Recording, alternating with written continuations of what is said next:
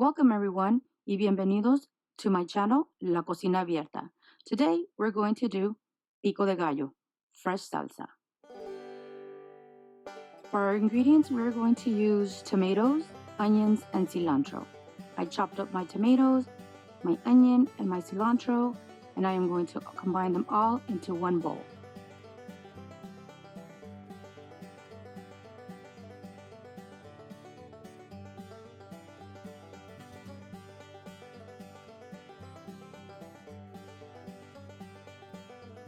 Now I am going to mix it all together.